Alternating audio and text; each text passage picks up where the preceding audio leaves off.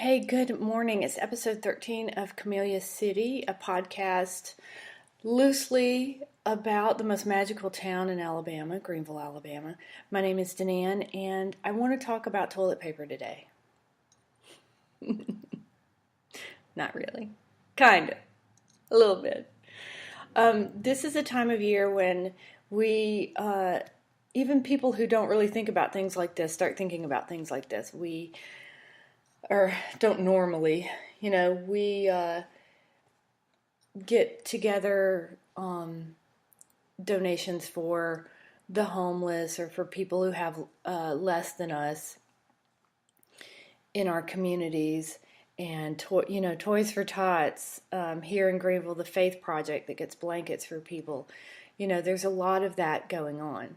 And rightly so, because, people, especially in this town, are loving, amazing, giving, thoughtful people. And I'm going to give you a couple of examples of that. So I heard a story the other day of a bus driver, and I don't know who this bus driver is, but this bus driver in Butler County drops off several kids to places where he or she, and I don't know if this bus driver is a man or a woman, cannot believe they live in the places that they live, the squalor that they live in. Now look, we have this county, like many rural counties in Alabama, have instances of extreme, and we're talking shocking poverty. And there's been a couple of articles about it. And it's something that we have to improve upon for sure. But this bus driver is looking for this is what I love about this story. This bus driver is looking for a little bit of help for these kids because he or she is a very caring person and isn't just dropping them off and going, oh, look at that, care about that. Is trying to get some friends to help these people out. Yeah, anonymously, by the way. Another story of that I've heard recently is a person who does family visits.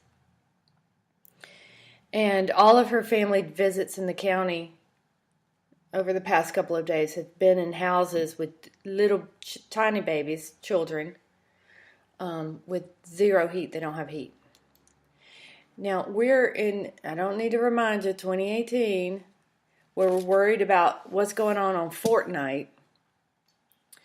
And there are babies and entire families who go to bed huddled together because they don't have heat. So this is a little bit of a tongue-in-cheek podcast, but in a way it's just to help us have perspective and remain thankful. I see it a lot when I see kids opening too many presents. And look, that, what a problem to have, right? Kids get too much these days. And I know they get too much because they don't care they open a present and go, yeah, thanks. And they rush to the next present. It's about opening all the presents. It's not about, oh my God, I can't believe I got a present. I got a gift. Like, this is for me? You don't see kids doing that a lot these days because we are so blessed. We are so abundant. We have so much. And it's so easy to forget that sometimes. I saw it myself just the other day in my shop I was reminded of how blessed and lucky I am, really every day. But there's a gentleman who walks around downtown Greenville, and I don't know what's wrong with him, but he talks to himself and obviously mentally ill in some way or another. And he came in the shop and said hello. He doesn't do that a lot, but he did. And I have a giant wood carving of a face mask in my shop that's for sale, by the way, because I need to make space for shelving. And he said, he pointed to it and he said, what's his name? And I said, well, he doesn't really have a name. And he said, he's the god Loki. And he starts bowing down as he's walking towards it, right? So I'm like, okay, here we go, you know. Um, and he kept saying, blessed be to Loki, I guess is what we're going to call him now. And he opened his jacket and about 14 pairs of socks fell out. And he said, I want to give him a gift. And I was like, that's not necessary, but okay. And he took a pair of socks. Only, like what I would assume would be something precious to him, And he lifted up the pair of socks and bowed down and put it at the base of this wood carving. And then he backed away, trying to collect all of his socks and put them back in his jacket, saying, blessed be, blessed be. And then I said, listen, let me just get you a bag for your socks. And gave him that, and he turned around and left. Now, it's not as funny as it is just, a reminder that God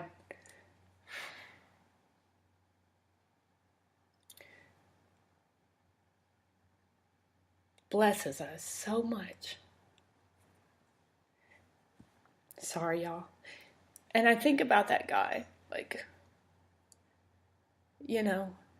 this is his existence, you guys. This is his life. Could you imagine, like, you got nothing to do but walk around Greenville and guard your socks and,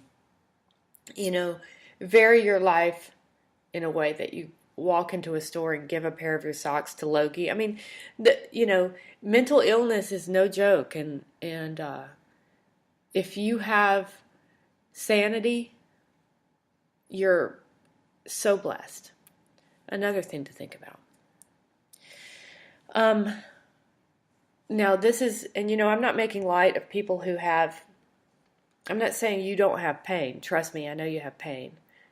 We all do. There's lots of people in this town who've lost loved ones recently, who won't be spending, this important holiday season with the people that they love for whatever reason. As above, so below. I say it all the time with Greenville. Everything that happens in the world happens here. We have it all. We've got heartache. We've got death. We have incredible sadness and violence. But at the end of it all, we have to realize how amazingly blessed we are. And anyone who's mindful of the life of Jesus and what we're called to do directly by him, that's a good reminder. This time of year is a good reminder for that. So be thinking about these people who have their first Christmas without that person that they love, who've recently lost people. Or it doesn't have to be the first Christmas. Sometimes around Christmas time, you're missing someone you haven't been around in 30 years. This is when you miss your mother the most, or other family members the most. And, it's good to be mindful of that and to remember how lucky we have it, how blessed we are. I came back home after 30 years. I mean, it's not like I didn't visit, right? Or see somebody at Walmart every time I'd come visit. But, I had quick visits, spent just with the family, and then back to wherever I was living my life. And then I came back home, and it's just been the most amazing blessing to me, but not without sacrifice. There's been incredible sacrifice on my part that I don't talk about, but it's there. And there's plenty of heartache there for me, too. And yet, here I am, surrounded by the magic of this beautiful place. And I hope keeping everything in perspective. Here's the point of all of this, really. And I want to get back to the toilet paper. So, I'm on social media a lot because of my shop.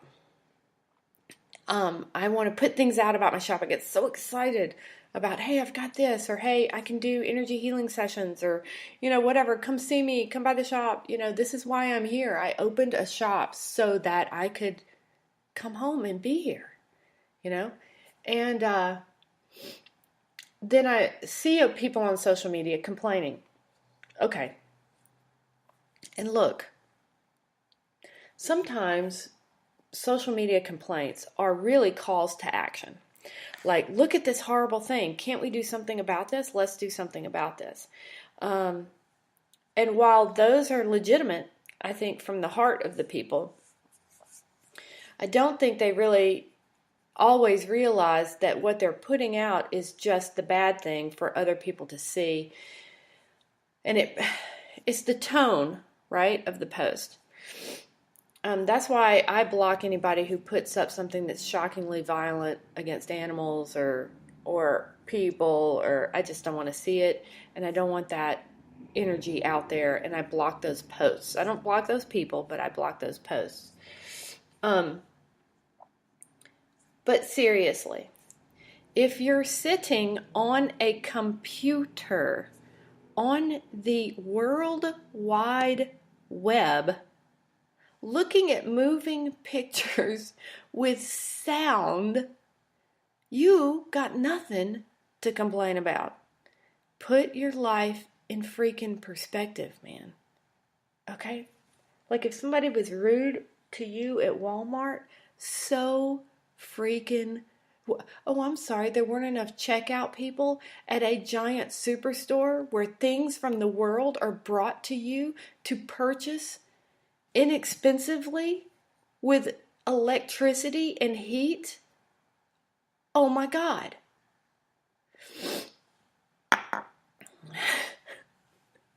The comedian Louis C.K. was like, one time he did this thing, like it really got on his nerves when people complain about flying, in the airplane. Like, they have got this movie again, or my seat doesn't go back past blah, blah, blah. And he's like, listen to me.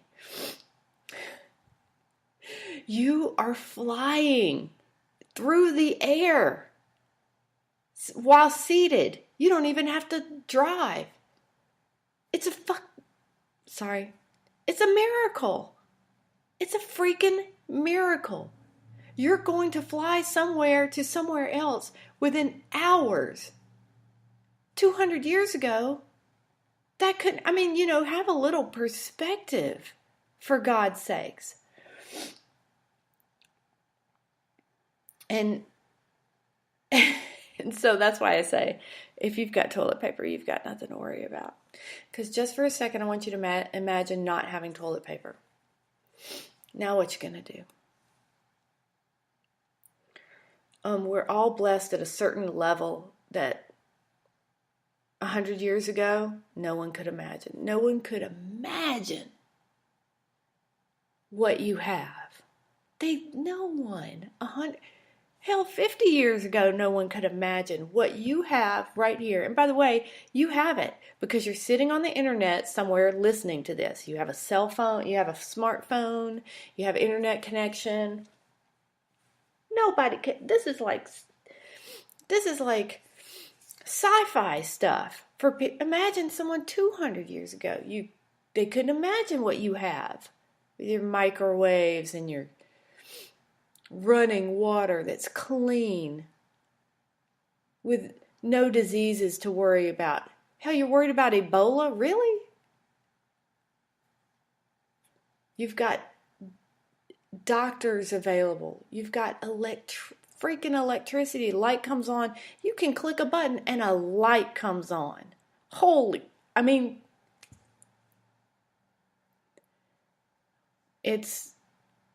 If you just step back a little bit from your own life, it's freaking mind-boggling what we have, the blessings that we have. And it's my hope that we appreciate it. I am so thankful for toilet paper. Okay, with that perspective, I'm hoping that this time of year we're all really mindful of what we put on social media, because really what we put on social media is our contribution to the world. It's our contribution to the frequency of the world. It's our contribution to how we want our world to be. As above, so below. As below, so above. What you put in your circle is what you're putting into the world. Your little circle of friends and family and home life and your social and internet circle is your contribution to the world. And you can choose to do that with love, or you can choose to complain instead. It's up to you. And